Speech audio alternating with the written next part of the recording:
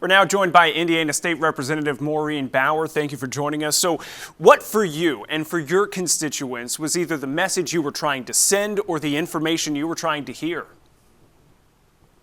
Well, I went to Washington, D.C. with the memory of Kylan Brooks and Kyler Jackson with me and joined other legislators from across the country at the White House to discuss the looming crisis of gun violence, not only in South Bend, but in our state and in our country.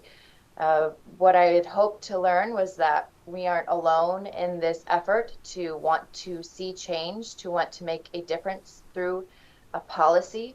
And while many of us have mourned with families or our constituents or attended vigils or marches, we know that the trauma and the ongoing burden and sympathy that those families carry never goes away. And we want to make a difference and truly uplift those stories, the stories that we have here in South Bend, and share those with others to actually see some policy change.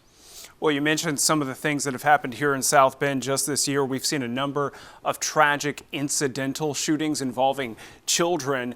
Was that a point of discussion, or was this more about intentional malicious gun violence? Unintentional shootings is certainly a topic of conversation. It's one of the ways states can make a difference. We can pass some sort of safe storage law in the state of Indiana, just like states like Texas and Florida have done. Indiana ranks third to Texas and Florida in our unintentional shootings, yet we have much smaller population. And so without any laws on those books, we aren't doing anything to prevent those tragedies, which are 100% preventable. We have been working on language with my colleague who works in the Marion County Sheriff's Department to find the right piece of language to work for Indiana that will address the trauma that we see every year in our community and communities across the state, where children are getting access to guns and are losing their lives far too soon. And what were some of the challenges that yourself and some of the other nearly 100 state lawmakers expressed to the White House? Well, of course, we have some states who have one-party trifecta, like Michigan, of Democratic control, and then we have states like Indiana have one-party trifecta, Republican control. And the policies that one state can pass differ quite a bit between who is in control of power. But what we do know is we can use evidence-based solutions. We can invest in communities. We can both support the community before an incident and then provide trauma services after some of those incidents occur.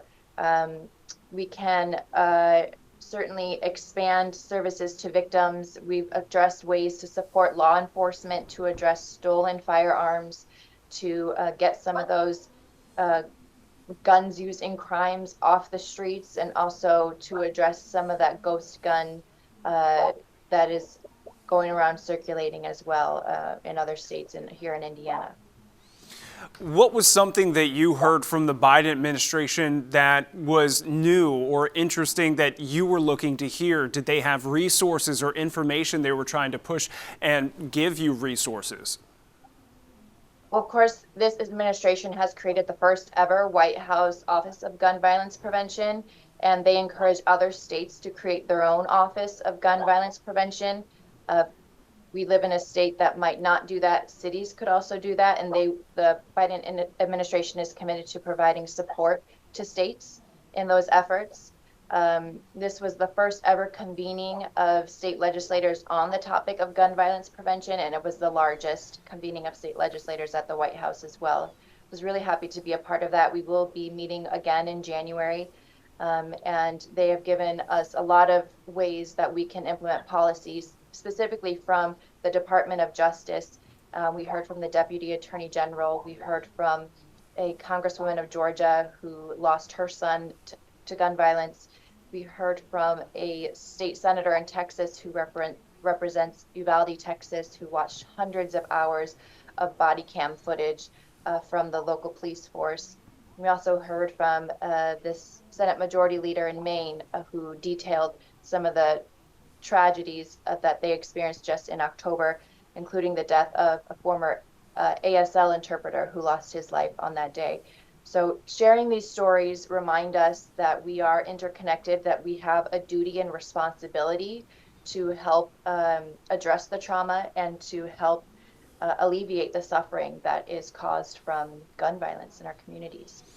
And finally, before I let you go, the Second Amendment isn't going anywhere anytime soon. So what do you believe could realistically be done in the Hoosier State to make communities safer?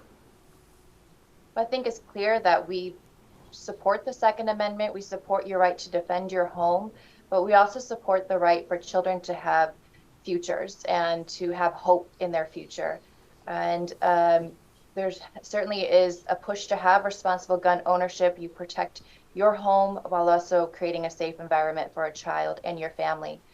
The NRA themselves has a section on responsible gun ownership and safe storage on their website, and we are looking at that language to model anything we present in regards to safe storage.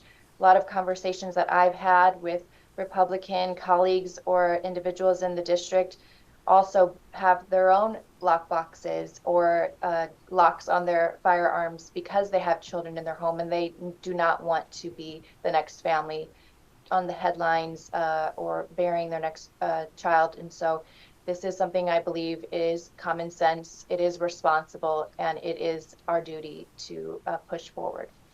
State Representative Maureen Bauer, she was one of nearly 100 state lawmakers at the White House yesterday to talk about gun violence prevention. Thank you for joining us.